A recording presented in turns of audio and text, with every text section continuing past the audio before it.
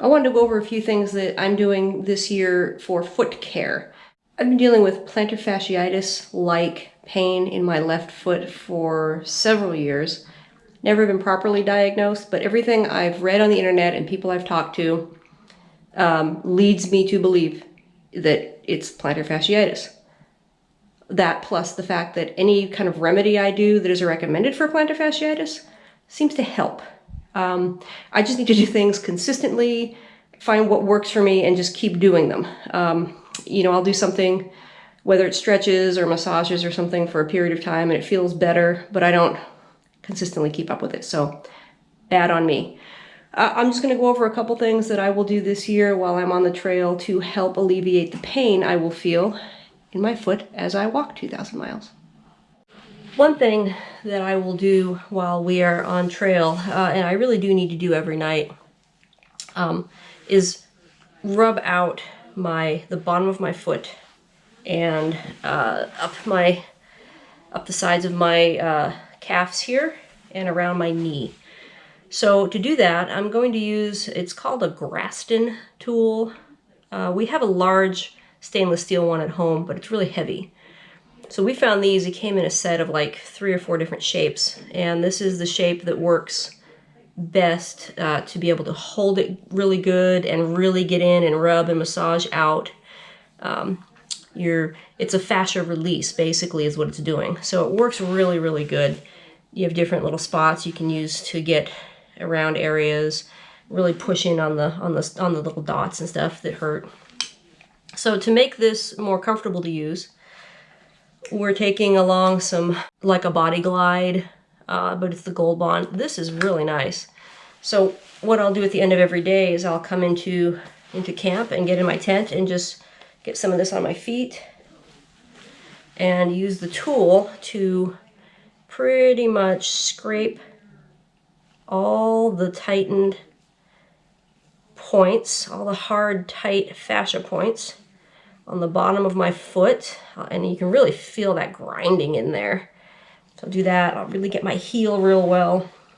Just really work this hard and be consistent with it. So this is good for the feet. Again, get all these areas that are tight and painful. Add a little bit more of that there to allow it to glide. Get all in these spots in here. Really work this. I could spend 10 minutes a night doing just my foot and my legs. Then just kind of rub it up the side of your leg, and you can get all this area here that's really tight. Figure out the best way to hold the tool just to rub and release the tightness and the tension all in these areas and in these muscles. If you find where the sore points are, you can do that with a little massage prior to, so or you can just start digging around with this and just go for it. Around my knee, this area here will be a little sore sometimes, so really get in and just release all of that tightened up fascia that's causing you grief and pain. So this is one thing that I will be doing daily, whether we're on trail in the tent or at a hotel room. Both legs, all the time.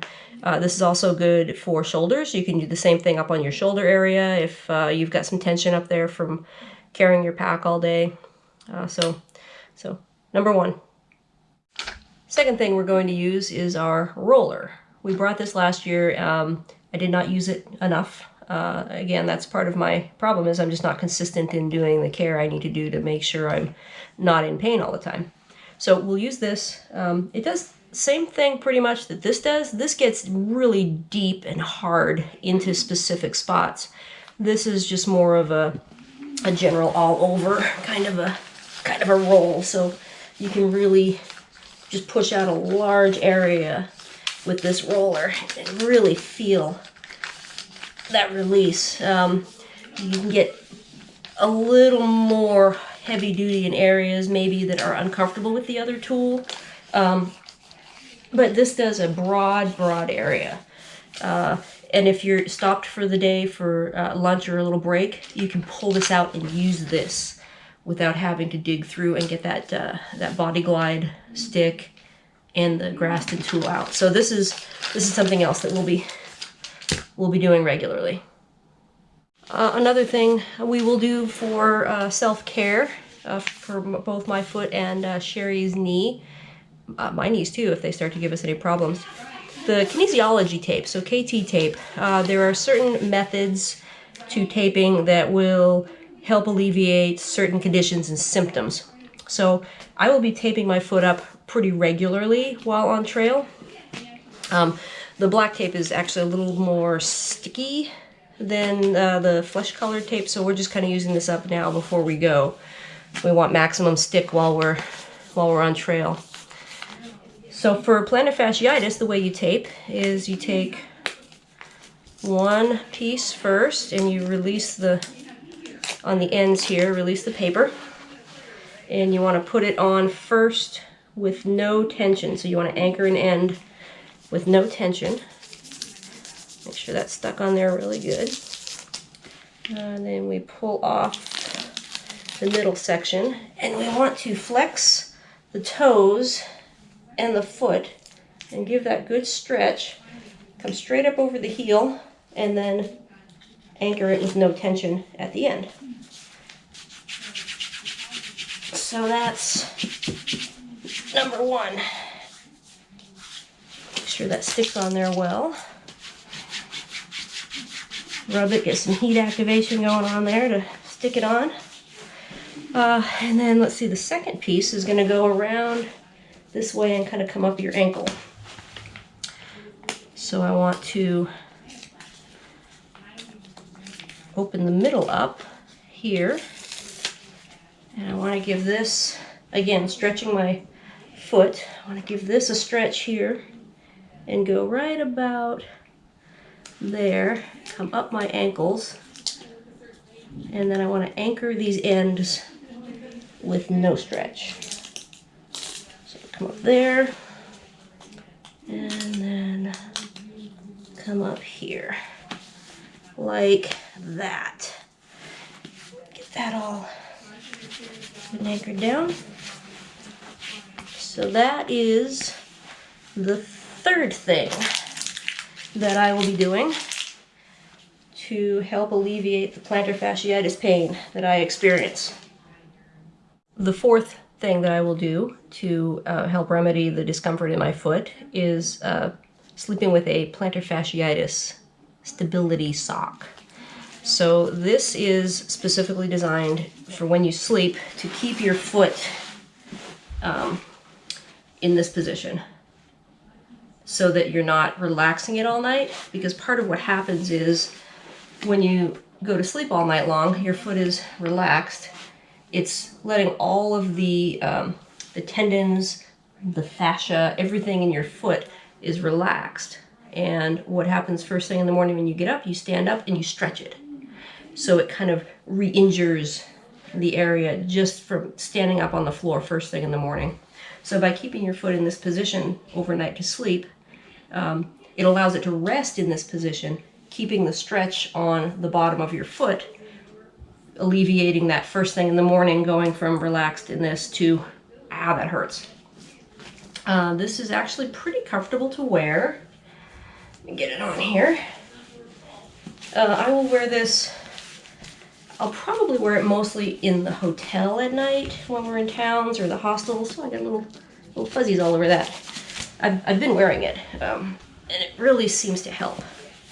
So this comes all the way up, and then I have to roll it down a little to expose this D-ring here. And then this tightens around the top of the calf there. And then this guy goes through the D-ring, keeping your foot in that position. So now I can't let my foot just relax. I will sleep with my foot in this position all night. And it has helped. I've worn it a lot, actually. I mean, as you can see, I got all fuzzies all over it.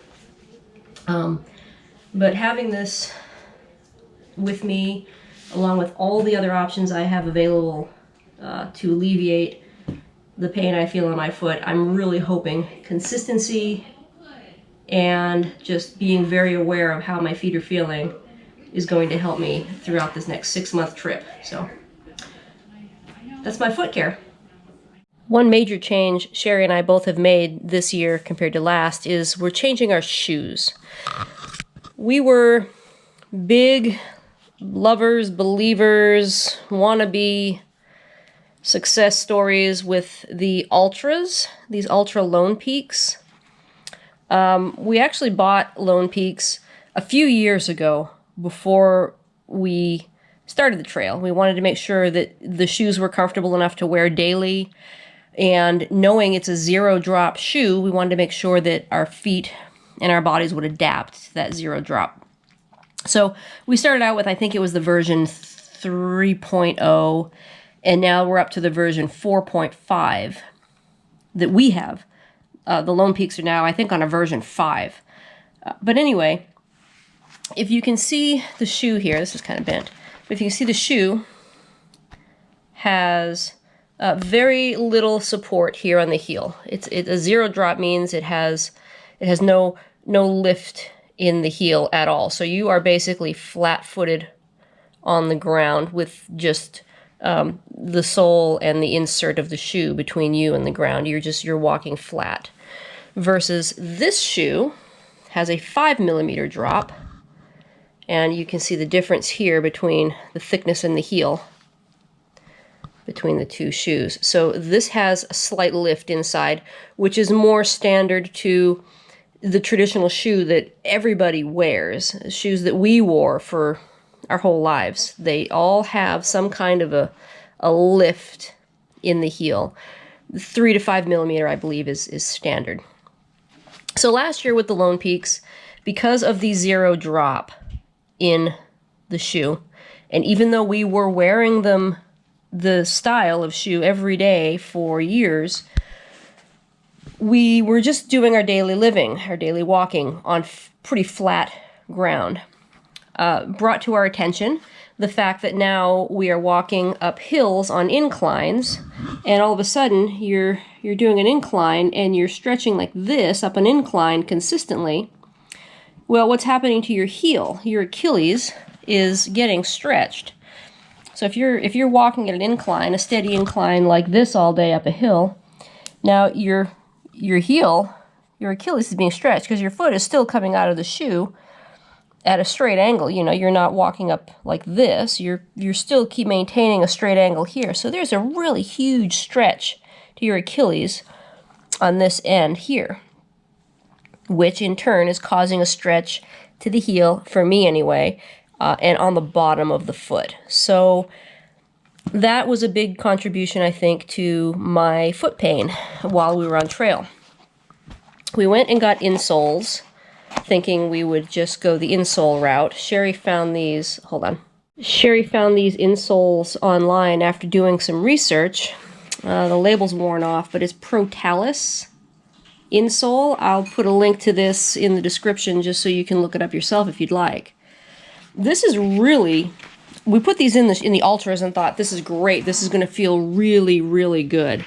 It has a nice heel cup here, which really maintains stability of all the bones at the end of your foot.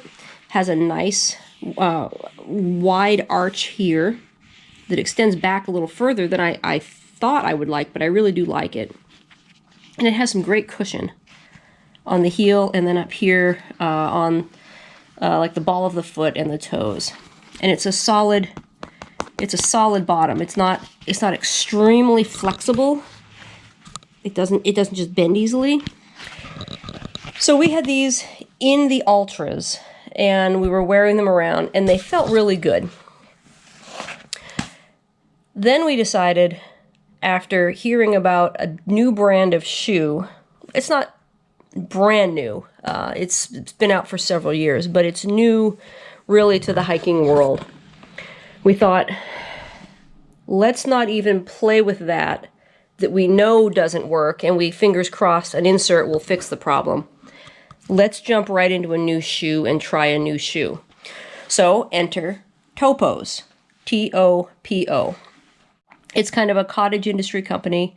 Like I said, they've been around for just a handful of years. I will put a link in the description below so you can look at these. They make a shoe. They're trying to be like an Ultra with the same wide toe box. You know, the Ultra has this really clown shoe shaped toe box. And they're doing the same thing, which is fantastic. It's more shaped to your foot. It's a nice wide toe box, so you have plenty of room to spread out your toes throughout the day. But the big difference is they're not a zero drop. They're more standard to what we are used to wearing day to day. So we're going to give these a shot. We like the fact that they do have some really big, heavy lugs on the bottom here for gripping on rocks and things. We like that they are comfortable right out of the box. We like that they are easy to reach and purchase online when we do need more. And we like the fact that this might actually work for us. So we are real excited to give this a shot. We thought we would put the Portalis insoles in here, but I tried it and it's not comfortable at all. This insole it comes with is just right out of the box, super comfortable.